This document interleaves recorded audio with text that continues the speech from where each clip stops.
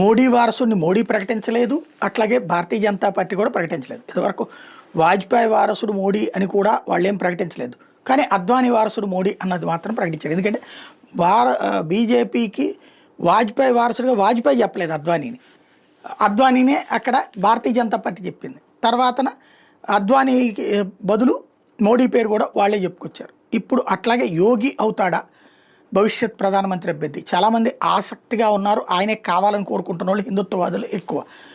కానీ ఒక sentiment concept, అప్పట్లో గోద్రా అల్లర్లని అడ్డం పెట్టి నరేంద్ర మోడీని విదేశాలకు రానియకుండా ఆయన పాస్పోర్ట్ను కూడా ఆ వీసాలను కూడా ఆపేసింది అమెరికా.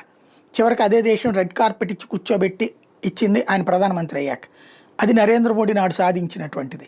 ఆయన అలాంటి అవమానాలు ఎదుర్కొన్న తర్వాత ప్రధానమంత్రి అయ్యారు. ఇప్పుడు అట్లాగే అది ముఖ్యమంత్రిగా ఉన్నప్పుడు అవమానాలు ఎదుర్కొన్నారు. ఇప్పుడు ముఖ్యమంత్రిగా ఉన్న యోగి ఆదిత్యనాథ్కి సంబంధించినటువంటి బయోపిక్ అజయ్ అనేటటువంటి సినిమాని బ్లాక్ చేసింది ఎవరయ్యా అంటే ఖతార్, అంటే ముస్లిం దేశమైనట్టు ఖతార్ బ్లాక్ చేసే ప్రయత్నం చేసింది. తద్వారా ఆయనకి అంతర్జాతీయంగా దెబ్బ కొట్టే ప్రయత్నం జరుగుతుంది. అదే ఇక్కడ సెంటిమెంట్ని రాజేస్తుంది. అదే ఇక్కడ యోగికి ఏమైనా బెనిఫిట్ కాబోతుందా చూడాలి.